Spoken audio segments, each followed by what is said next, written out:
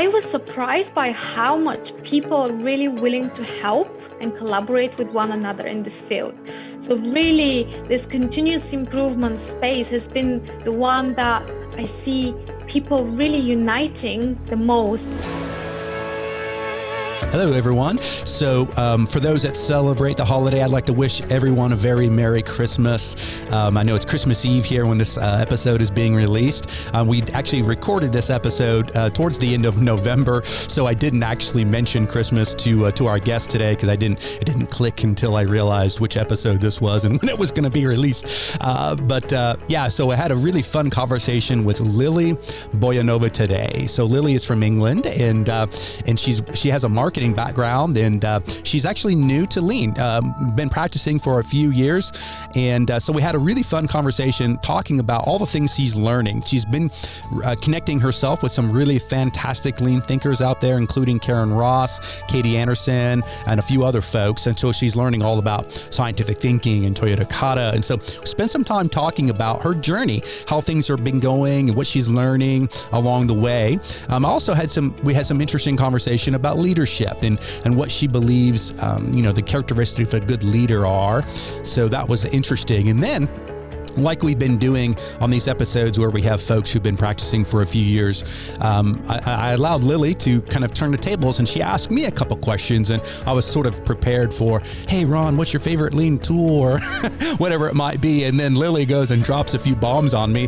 She asked me, I'll go ahead and tell you the questions, and you'll have to listen to hear how I answered, but she asked me what the biggest truth in life is, and also what the biggest lie in life is. And I was like, whoa, okay, this is not, she didn't have a value stream mapping question.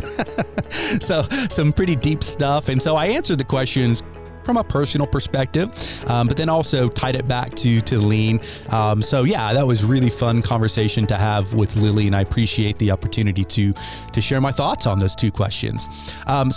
Show notes for this episode, which will include links to everything Lili and I talk about, can be found over at gembapodcast.com. Just look for episode 351. Again, gembapodcast.com. Look for episode 351. Okay, enough from me. Let's get to the show. Lili, welcome to the show. How are you? Hi, Ron. Thank you for having me. I'm really well, thank you. Good. It's really great here in England. Yeah, okay. Yeah, well, I was going to ask you, where in England are you calling in from?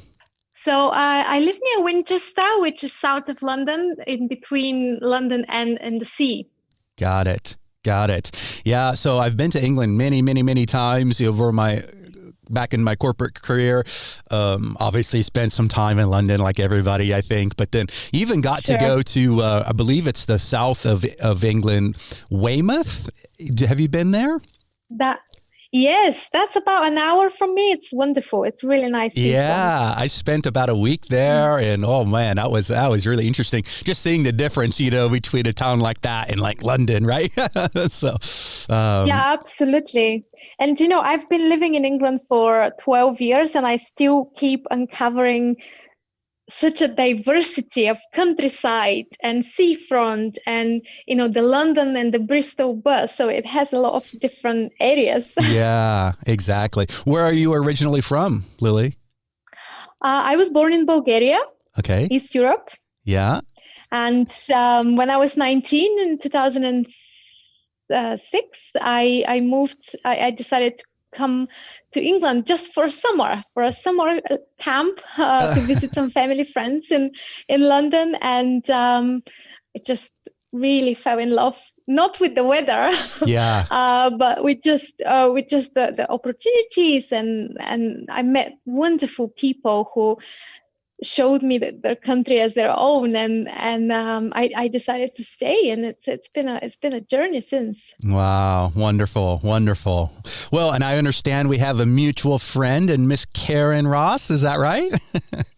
Absolutely. Yes. Yes. Karen is my best podcast recruiter out there, She talks to someone, I think maybe in her first conversation, she tells them that they should come on to the Gemba Academy podcast, which I appreciate because they're always super fun interviews. So Yeah, she's wonderful. She shapes a big part of my lean journey and to be honest, my life. And um, I mentioned to her, and she was thrilled that I'm joining as well. Yeah, good. All right. Well, Lili, I know you've listened to the show, so as you know, we sort of like to begin each episode with our guests sharing a quote. So, do you have one? I do. I have one. One of my favorite quotes comes from Simon Sinek, Mm, and he says, "Life is beautiful not because of the things we do or see. Life is beautiful because of the people we meet." mm, I love that. So it's been really impactful listening to Simon Sinek in the last few years, and just talking to people and networking and really finding so much joy in learning. So if I may share, at the end of last year, I was looking for some novelty in my contacts, and I decided to go on a little exploration and a networking journey, which is how I met Karen on LinkedIn, and I've met 86 people since, just talking to them a little bit like you do, although I'm not recording it, but just having conversations and asking people about their experiences. Very good, Lili. All right. Well, tell us about yourself, Lili. Tell us about your background, maybe how you got involved in continuous improvement, and then definitely tell us what you're up to these days. Sure. Thank you for asking. So we already mentioned Karen Ross and my networking experience at the end of last year. When I was just searching on LinkedIn for suitable contacts and people that I aspire to meet and talk to. And I just saw Karen's Love and Kindness Foundation, and I dropped her a message, and she was so open to meet. And we actually met online between Christmas and New Year's, 27th of December, and we had a wonderful conversation. And, as they say, the rest is history. I just fell in love with Karen's vision for the world, creating a world of love before money, and all of the lean knowledge that she had. I started to talk to her on a regular basis. I think a month later, I joined Katie Anderson and Karen's K2C2 Mm-hmm. course. And that was kind of my more detailed introduction to the background of lean and where it all started. And then I looked at the history of my career and my life, and I just noticed that there was always that pattern of me looking for continuous improvement. I started my career initially working for big corporations in IT and finance companies and looking at developing their marketing and sales strategies. So even though my focus hasn't been named as lean, it was always create a marketing campaign or launch a sales program and then look for ways of making it better for the end customer. Yeah. Looking at the social channels and digital performance and looking at on a monthly, weekly, daily basis of ways to enhance and improve it.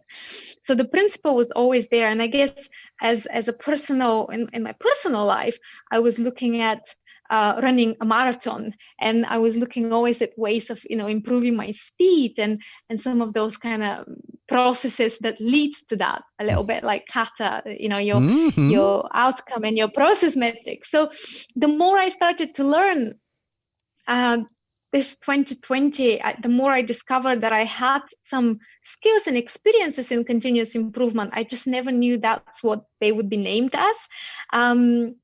And then I think the rest is history. I think a few months after I met Karen, I just called her and I said, how can I contribute to this vision of creating a world of love before money? And she said, well, why don't you get involved in the Love and Kindness Project Foundation? So I ran a half marathon on the coast in south of England. And I was asking everybody to raise not fundraising money, but raise kindness for me. So they would do a kind act. And today what I'm up to is I work for a marketing agency working at their operational setup and at the setup of our clients, of how we service them in the best possible way. And I also work for the human workplace. I'm working on developing leadership programs of making people and organizations lead from a place of love and decrease fear. Nice. Well, so you've mentioned obviously Karen and Katie. It seems to be they've been a pretty positive influence on your lean journey. So let's just talk. I mean, I know you're new to lean, obviously, but tell me like where you're at right now with lean and like what have you learned so far? I know you have two of the greatest teachers there and Katie and Karen, but what have you learned and maybe what have you validated? Maybe some of the things you've been doing in the past that were actually lean and you didn't know it. Sure. I think I really love the foundation of lean as a methodology of really looking at the people. So it's kind of people-centered excellence rather than just operational excellence. Yeah. Looking at how you can get people motivated. And I just qualified a couple of weeks ago from the Kata school in England. So I trained also with Thilo Schwartz from Europe. And that methodology of solving problem in a scientific way and having all the visual maps, all the visual, posted around my home right now, but also around the organizations that we work with. I think that's really, really important. And I think that can really change the way organizations work in the future. So Kata as a way of looking at solving problems for the future is really breaking the assumptions that we have as people, looking at how we behave and our patterns and making sure that we are adapting in the future based on the learnings that we're taking daily. So that learning to lead and learning to, or leading to learn, that Katie's new book, that is really for me the foundational principles of lean and how people should look at their lives and also at their work. What's really interesting about the opportunity that you have right now, and for anyone that's listening right now that's relatively new to the whole lean movement, is, I would say if you talk to myself or Katie or Karen 15 years ago, the advice that you might have heard might have been different. It might have been, oh my gosh, you must, have you seen this? Do you have this book by Mike Rother, Toyota Kata, by Mike Rother, called Learning to See? As Mike's first big book, that came onto this lean and was all about value stream mapping, which is a tool, and so, back then, many of us were very, and I don't say this to be like that was bad or that we were bad people because of this, but we were very tool oriented back then.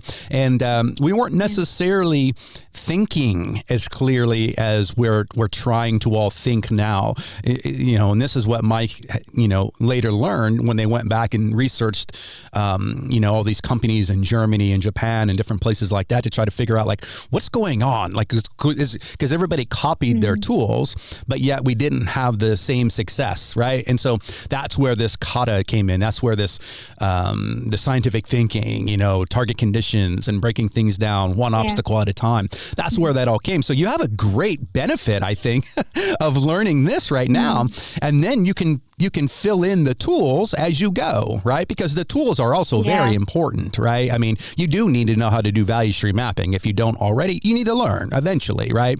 And all the other tools, 5S and 7 Waste, and they're all very, very important, but they're not necessarily,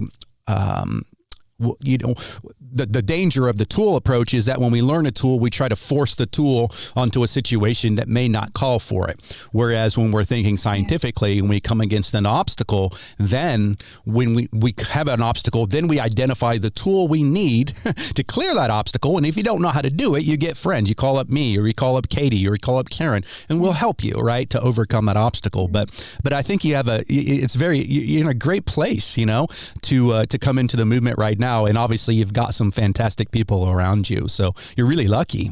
Thank you. And I feel lucky as well. And thank you for pointing that out, because I think you're right. I think I see this the more I learn and go through all the books and materials, the more I see this almost collective consciousness right now in the world and in the industry of really looking back at the purpose and the people as the building blocks of the vision. Yeah. Where I think you probably pointing out that before it could have been a tool-oriented kit, but actually with all the best tools in the world, if you haven't got your workforce engaged and you haven't got the right purpose and why are you even existing as an organization, then you're just going to create a big sort of mix of lots of tools with not the right outcomes at the end of it. Yeah, exactly. But the thing that I think we all have to be careful of also in our movement is we're not real good at temperance within the lean movement or the business world in general or the world in general. Temperance is not something that we're good at. And so there's a danger, I suppose, of we can go overboard with, we got to think, and it's great. Yeah, we do need to think. But again, if you don't know how to overcome an obstacle when you come against it, you can stand there and think all day, right? And never be able to move forward, right? And so having that balance between thinking and tools, you need them both. Make no mistake. And if anybody tells you don't, run, right? Because they're wrong or they're overly biased towards their approach, right? But that's what's good about with folks like Karen and Katie. They know the tools, but they also know how to think. So that's where you got to have that balance. Yeah, that makes absolute sense. Fantastic. So what do you think as far as your work? What kind of vision do you have for the future of your work? You're working in sales and marketing. That's very exciting, to apply these tools and this way of thinking and this way of learning and this iterative process. What do you see as the vision? I think that businesses, like I said, more and more would be looking at integrating this people-centered approach, and not just customer-centered, but also employee-centered. So for me, the future of my work looks at helping SMEs and businesses to grow in a kind and creative way. And I'm looking at all my experience, and I can potentially have a little bit of a niche of being at that sales and marketing function and serving and promoting, I guess, companies, but then also understanding at the back end, how do you service the customers once you win them? So for me, it's really important to have a vision for any business and to just help them make sure that it's focused towards the customer. I think something that I'm also looking at, and I'm training with the human workplace, is looking at heart intelligence and how do you bring the best out of people, really? How do you bring the people's awareness, people's change management and self-management abilities, so that organizations then become these complex and self-organized systems, almost like an ecosystem where as people grow, organizations also grow organically. And looking at that collaboration too, I think more and more businesses would start to partner. My vision is that more and more organizations and communities would start to collaborate in this new way towards common purposes. What about like with competitors? This is always a tricky one, right? Like when you're trying to win business yourself, right? I mean, because you do have to keep the lights on, right? You have to be able to, keep things profitable to at least to some extent. What are your thoughts on collaborating with competitors? Well, I think it's a fair point, but I really think that the game in Simon Sinek words, the game is infinite. So I think looking at being better than a competitor, I think it's probably not the right way. I think it's instead looking how to collaborate and really provide value in the area that you specialize in. There is a piece there as a marketing consultant that there's always going to be looking at competitive landscape and making sure that you can you can be prominent and present in the market you're addressing. But I think if you're doing it with the right intention and the right purpose, competition, the best ones are quite clear to the customer. Mm-hmm. Yeah, no, that's fair. I mean, I can't remember who told me this, but I was talking to a lean business leader a couple of years ago, and they were talking about, I think they were a lean consultant, and a traditional consultant, in-person consulting, and they were talking about there's a lot of lean consultants out there who in theory they compete with, to win work. Mm-hmm. But he said, Ron, it's kind of like Chinese food restaurants. It's okay to have more than one in a town, right? It doesn't make it bad, right? Yeah. I mean, because one day you might go to one restaurant who specializes in that, and another restaurant is really good in another side of the cuisine, right? And so I think it's okay, and I think if you're in a business without competitors, then that might be more problematic, right? Because it's like, wait, is there even a demand for this, right? So, I think that's a great perspective. Yeah, absolutely. But I think even looking at Karan and Katie's collaborations and somebody in the UK that I've been mentoring with, Stephen Parry, and a lot of these leadership consultancies, they know that the right way to really unite towards a common vision and a purpose in the future is by collaborating. So I think that's the way I look at it. Yeah, I love it. Well, so what about when you think about a leader? I'm curious to hear, what do you value the most? Yeah, great question. And I've been asking that all the people that I've met on my networking journey. The most important qualities for me are this fine balance between confidence and humbleness, or sometimes you can say courage and compassion, but it's really looking at having the ability to make sharp, bold decisions and the right decisions, without fear and with love and with belief, but also being open and really aware of how everybody that you meet can be a lesson. How, having that humbleness to really listen to your teams, to your employees, to the people who you serve, and take the feedback in the right way and adapt and evolve accordingly. So I think that's there has been a lot of buzz in the last few years about servant leadership and loving leadership. It really is about being compassionate and open to accept people as they are and take them on a journey without having kind of blame and shame and fear-based culture. Yeah.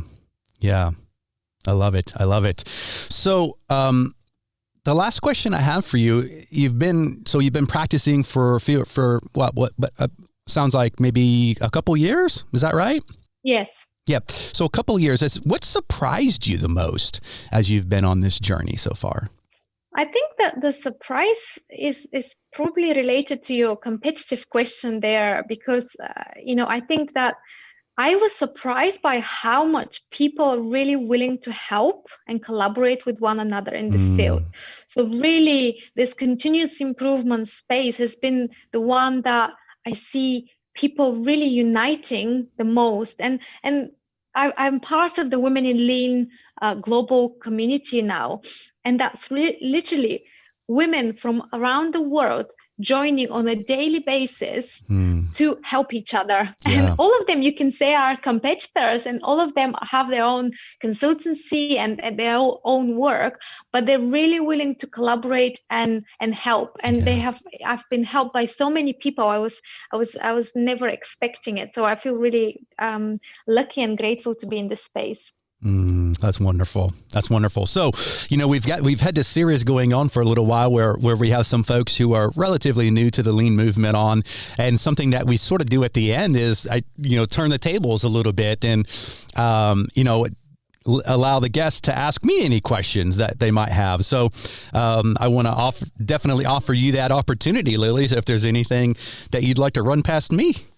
Thank you, Ron. I was hoping you would ask, one question that I ask everybody I meet with, and specifically perhaps I'll change it for you a little bit, but What is the biggest truth in life and also in the world of lean? And what's the biggest lie? I thought you were going to ask me, like, what's your favorite? Is value stream mapping? Should you, do the material boxes first or information for? Goodness gracious, biggest truth in life. Okay, let's start easy. This is easy, right? So, oh my gosh, that's a big question. Well, I guess the way that I got to answer it, this is, me speaking, obviously here, Ron Pereira. So, I'll answer it from me, like kind of personally, and then I think it probably relates to lean as well. There's definitely a relating side of it, but I'm a person of faith, so I don't, make any mistake. People that listen to the show know that. So like, I do definitely believe that. One of my favorite movie lines is from the movie Gladiator, when he says right before the big battle, he says, what we do in life echoes in eternity, right? And so this is a powerful, powerful quote from a movie. Now, I don't think he actually said those words, but it's a great line in a movie. And so I do believe personally that, the choices that we make, have eternal consequences. Now, obviously for people who do have faith or they believe in something, heaven or hell or whatever, those consequences are pretty obvious. But I would even go so far as to say that even if folks don't have don't share the same spiritual beliefs as I do, which is totally fine, there's still consequences, right? Eternal consequences to our choices, the way we treat people, right? Like the great work that you guys are doing with kindness, and those are eternal consequences, right? The way we interact with one another. So I think that's the biggest truth, is that, what we do definitely leads to consequences. It could be good consequences or it could be bad consequences. If you say something, mean to someone, that could harm that person for a long time, versus, you pick them up or say hello to the person at the checkout line. Maybe that's the first hello that they got that day. Right. Mm-hmm. And so that can have a very powerful consequence on that person. So yeah, I guess I don't know if that answers your question, but that's probably how I would answer the truth question. It absolutely does, and I love it. Thank you. Biggest lie. Wow. The biggest lie. So I guess probably the way that I would answer that is, and it's a tricky one. My answer is tricky. I would say the biggest lie is fear. There's a famous song, "Fear is a Liar," but there's different types of fear, like, again, from like a spiritual perspective, you might say, have fear of the Lord or whatever, so that's like kind of back to those consequences. That sort of fear is good, like we don't want to harm people or do, bad things to lead to bad consequences. But the other, so that fear is, I would say, okay, that's healthy fear. But the other kind of fear, when we doubt ourselves, or, we don't believe we're good enough, or we're not capable of doing something, that sort of fear is definitely bad, and it's definitely a lie. It's a liar.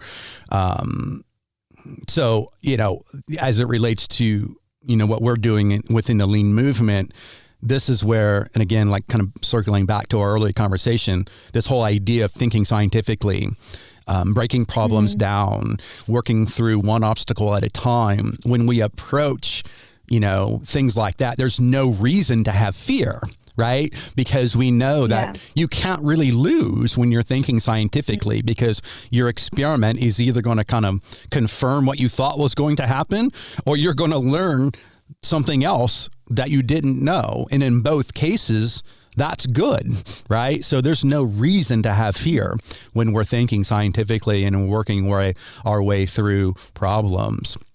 So yeah, that's probably, I feel, is the biggest lie is doubting ourselves and having fear that we can't accomplish things when, we clearly can, when we, and especially in the lean movement, when we think about things in a scientific manner. What do you think? Yeah, thank you. I love it. And I really like that, because I really resonate as well. I think fear is, I believe that people are good and kind at heart, And it's the at work specifically, it's the way we raise the culture and the way we lead people with love or with fear is what really shapes how they come back at home after a long day, and what impacts society and what impacts families. So I think that is, I think, something that it needs eliminating from the world and the work, and also from Lean, I think, because everything is learning and everything has value in this world. Exactly. Fantastic. Well, anything else? Or I know it wasn't very necessarily lean oriented. Any lean questions or anything else that's on your mind? Tell me what is the one, if you had to name and leave one tool on the table that I really have to learn. I told you about my experience with Kata mainly right now. What would that be? It's probably a tool that a lot of folks in the lean world may not always go to, but I would say if I could only use one tool to, approach a situation or to try to improve a situation, it would be one tool. It's dangerous. I mean, this is one of the tools. Let's just preface it by that. But it's called an FMEA. Have you ever heard of that? An FMEA? I haven't. No. Yeah. So it's a tool.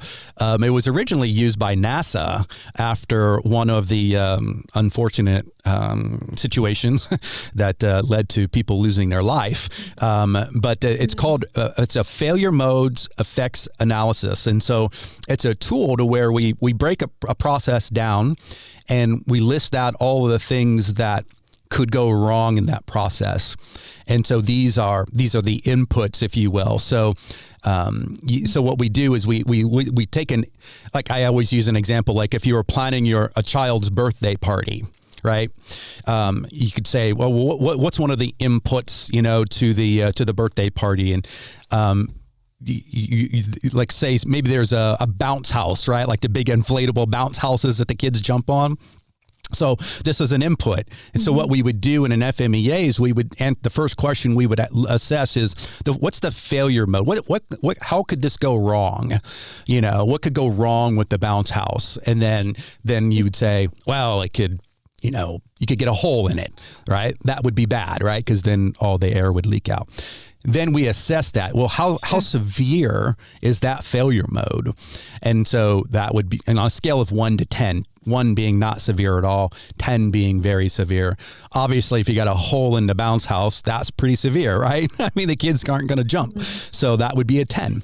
And then we work through some other questions, such as what are the occurrences? Like how often realistically would this happen? And realistically, probably not very often that you're going to get a hole in the bounce house. So you might rank that really low from an occurrence perspective, like a 1 or a 2 or a 3, right? Really low. And then the last question is, how easy is it to detect that problem? And again, a hole in the bounce house is pretty easy to detect, right? I mean, the things they're going to be going everywhere and the kids are going to be screaming. And so that's also a really low number. So what you do is you multiply those numbers, the severity times the occurrence times the severity, and you get what we call an RPN, or risk priority number. And this then allows us to assess, where do we need to be focusing our attention? Because when you do an FMEA for real, there's probably a few lines that are going to have like an 8 or a 9 for severity, a 7 or an 8 for occurrence, and a 9 or a 10 for detection, meaning it's really hard to detect, right? And so then you have this really high RPN number, and that is like, whoa, we've got a big potential issue here, like a really severe problem that might happen a lot and we can't even really detect it when it does happen. And so then you work together. The right side of the FMEA is more of like an action plan, like a Kaizen newspaper almost, where you're figuring out what can we do to improve this situation. And so I've been involved in many projects over the years where we got to an FMEA. We did some process mapping before, and then a couple other tools, and then we led into an FMEA. And honestly, by FMEA is not get rich quick. You actually have to go take action, right, later. But using that tool as a mechanism to kind of drive action, I've seen many projects successfully completed And that's all they needed was that FMEA and the actions that led from Wow. it. So it's a real, and so from a marketing perspective, you could do it for sure. What could go wrong with this campaign? How often do we think that might go wrong? How easy is it to detect when things aren't going the way we want them to go before it's too late, right? And so I would say that's a tool that you could look into. I would say again, it's not a traditional lean tool, unfortunately. It's more sometimes on the Six Sigma side, but I'm not a believer in lean or Six Sigma. Just learn it all, right? And because it's a super powerful tool. Yeah, thank you for recommending it. That's really interesting. And I have a 4-year-old son, and I'm now thinking every time we go to a bouncy castle, I'm going to be checking for failure info. That's awesome. See, exactly, because it would not be fun to deal with your son if the bounce house goes down, right? Awesome. I love that. Thank you. That's wonderful. Oh, you're welcome. You're welcome. All right. Well, Lili, what is the best way for folks to connect with you? LinkedIn is the best way. So everybody can find me on LinkedIn, Lili Boyanova. And I'm always open to network and learn from people. And definitely the network that you've built over the years, I would be super interested to follow up and speak to them in the next few years. Absolutely. So I'll spell it, and then we'll put this in the show notes as well. But your first name is Lili, right? Is that right? Yes. Okay. Yes. And then your last name is Boyanova. So everybody go look up Lili on LinkedIn and connect with her. And we'll also put this in the show notes, Lili. So this is episode 351. So folks can just go to gembapodcast.com, look for episode 351, and we'll link to Lili's LinkedIn and anything else that you want to link to. Hey, final words of wisdom, Lili. Speak to that person who is new to the lean movement and they're just learning. What words of encouragement do you have for them? Gosh, interesting question. I think in one way or another, everybody that wants to create value in this world should look into the lean community as an inspiration. I think there's so many fantastic leaders and so many tools, like you say, but also ways of thinking and solving problems that it can just be applied to anything. And I know so many people doing lean at home, even though they are not necessarily part of the lean profession. So I think, if I can end with a quote, I would say, don't show up to prove, show up to improve. And I think everybody, I love that to be a mantra for everybody to show up and do their best, the best possible job at work, and then keep looking for ways to improve the world that we live in so that our children can grow up in the best possible world.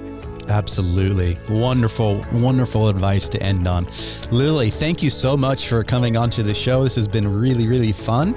I appreciate you carving out some time, and maybe we can do it again down the road sometime. Absolutely. Thank you for having me, Ron. I loved it. Okay. Take care. Thank you. Bye. Thanks for listening. Whether you've been on the continuous improvement journey for many years, or perhaps you're just getting started, Gemba Academy is here to support you. And while we're best known for our more than 1,500 Lean and Six Sigma teaching and virtual tour videos, we also have a team of experienced Lean and Six Sigma practitioners available for one-on-one coaching, as well as a variety of Lean and Six Sigma certification options.